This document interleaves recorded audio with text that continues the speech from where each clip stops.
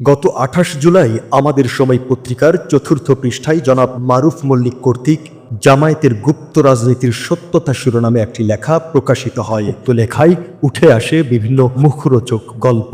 এই ঘটনায় বাংলাদেশ জামায়াতে ইসলামীর সহকারী সেক্রেটারি জেনারেল এবং কেন্দ্রীয় প্রচার ও মিডিয়া বিভাগের প্রধান অ্যাডভোকেট এহসানুল মাহবুব জুবায়ের একটি বিবৃতি প্রদান করেছেন। তিনি এই সংবাদের তীব্র নিন্দা ও প্রতিবাদ জানিয়ে বলেন, জামায়াতের গুপ্ত রাজনীতির সত্যতা শিরোনামে ২৮ জুলাই আমাদের সময় পত্রিকার চতুর্থ পৃষ্ঠায় জনাব মারুফ মল্লিক কর্তৃক লিখিত লেখাটিতে বাংলাদেশ জামায়াতে ইসলামীর সম্পর্কে যেসব আজগুবি ও অসত্য তথ্য পরিবেশন করা হয়েছে, আমি তার তীব্র নিন্দা ও প্রতিবাদ জানাচ্ছি। জনাব মারুফ মল্লিক মিথ্যার রাজনীতির পাশাপাশি বিভিন্ন সংগঠনে অনুপ্রবেশ করে তারা বিভিন্ন দলকে জামায়াত শিবিরের ধারায় প্রভাবিত করার চেষ্টা করেন মর্মে যেসব কথা লিখেছেন তা সর্বৈব অসত্য।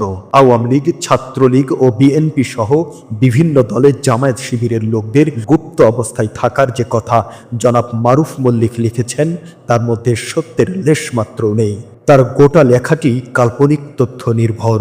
বাংলাদেশ জামায়াতে ইসলামী ও বাংলাদেশ ইসলামী ছাত্র শিবিরের ভাবমর্যাদা ক্ষুণ্ণ করার অসৎ উদ্দেশ্যেই তিনি জামায়াতে ইসলামী ও ইসলামী ছাত্র শিবিরের বিরুদ্ধে অপপ্রচার চালিয়েছেন।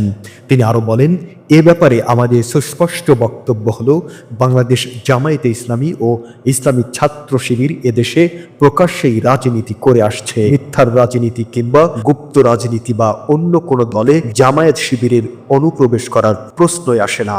এসব অভিযোগ সংশ্লিষ্ট লেখকের নিজস্ব আবিষ্কার।